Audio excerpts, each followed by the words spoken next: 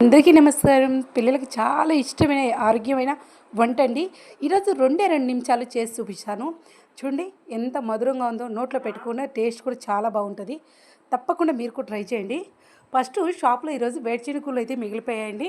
అవి తీసుకొచ్చాను. ఆల్రెడీ చట్నీ కోసం నేను అక్కడ వేపి పెట్టుకునేటి, కానీ ఈ ఉండలకు మాత్రం కొంచెం బాగా దోరగా రోస్ట్గా వేగాలి. అందుకే కొసంతసేపు అలా పెనం మీద వేసి వేపుకుంటున్నా. దాన్ని ఆల్రెడీ నేను పొట్టంతా తీసేసి రెడీ చేసి పెట్టుకున్నా, కానీ ఈరోజు చట్నీలు కొంచెం తక్కువ అయిపోవడంతో అవి మిగిలిపోయాయి అన్నమాట. నేను ఇంట్లో ఎవరైనా బంధువులు కానీ పిల్లలు కానీ, ఇంట్లో మా చెల్లెలు పిల్లలు కానీ వస్తే అసలు ఫాస్ట్గా అయిపోయే ఫుడ్ ఏదైనా ఉంది అంటే ఈ ఉండలే. చాలా ఇష్టంగా తింటారు, టేస్ట్ కూడా చాలా బాగుంటుంది. ఫాస్ట్గా చేసి పెట్టి మళ్ళీ నేను షాప్కి వెళ్ళొచ్చని చాలాసార్లు ట్రై చేస్తూ ఉంటా. చూడండి, మళ్ళీ నేను చెనిక్కాయలు మళ్ళీ వేపడంతో మంచి ఎర్రగా మంచిగా వేగాయి. ఇప్పుడు ఒక కప్పు పల్లీలు వేయించుకున్నాం కదా, అదే కప్పుతో నూగులు కూడా మంచిగా మట్టి రాళ్ళు ఏం లేకుండా చూసుకొని చాట్లో పోసుకొని మంచిగా చూసాను, ఏమీ లేవు. ఇప్పుడు గ్యాస్ కట్ చేసుకున్నాను. గ్యాస్ కట్ చేసుకుని మనకు నూగులు వేగేది ఎలా తెలుసు అంటే, నూగులు బాగా వేగడం మొదలుపెట్టినాంచి చిటపట్లు ఆడుతూ ఉంటాయి.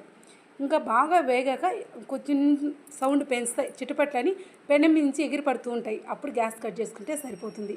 బెల్లం అనేది బాగా తుడుము పట్టుకోవచ్చు, లేకపోతే చాకులో ఇలా చాప్ చేసుకుంటే సరిపోతుంది.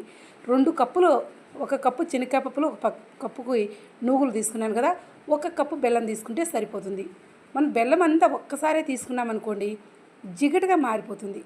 నూగులు కొంచెం వేడిగా గోరువెచ్చగా ఉన్నప్పుడే ఈ మిక్సీ పట్టేసుకోవాలి. అలాంటప్పుడు బెల్లం అంతా ఒక్కసారి వేస్తే మిక్సీ తిరగదు. అలాగే నూగులు మెదక్కపోతే టేస్ట్ కూడా అంత బాగుండదు. మరీ మెత్తగా పట్టుకోకుండా కొంచెం కచ్చాపిచ్చిగా ఇలా పట్టుకోవాలి. అలా పట్టుకున్న తర్వాత ఈ మిగిలిన బెల్లాన్ని కూడా వేసుకొని మరొక 2 రౌండ్లు తిప్పాలి. అప్పుడు బెల్లం జిగటగా రాకుండా ముందే మెదిగి ఉంటుంది కాబట్టి పర్ఫెక్ట్గా వస్తుంది. ఈ ట్రిప్ తప్పకుండా పాటించండి. ఇలా పాటిస్తే కరెక్ట్గా మిక్సీ ఇబ్బంది పడుకోకుండా, అలాగే మనము ఇబ్బంది పడకుండా పర్ఫెక్ట్గా వస్తుంది. ఇప్పుడు గరిటతో ఒకసారి మంచిగా కలబెట్టుకొని ప్లేట్లో తీసుకుందాం. ప్లేట్లో తీసుకొని ఇలాగే ఉండ కట్టేసుకోవచ్చు. కాకపోతే ఇలా కట్టేసుకుంటే కొంచెం మనకు తెల్లగా కనిపిస్తూ ఉంటుంది. ఇప్పుడు ఒక చిన్న ట్రిప్, మనం ముందు పొయ్యి మీద పెన్నం ఇప్పుడే కదా గోళం తీసాం కాబట్టి కొంచెం హీట్గా ఉంటుంది.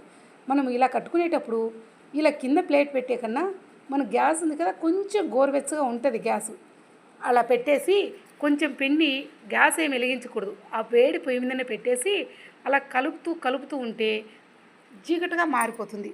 బెల్లం కదా, ఆ హీట్కి ముందుగానే మనం పిండిలో కొంచెం గోరువెచ్చగా ఉంటుంది కాబట్టి ఎండాకాలం అందుకని ఇలా కరుగుతూ వచ్చేసింది.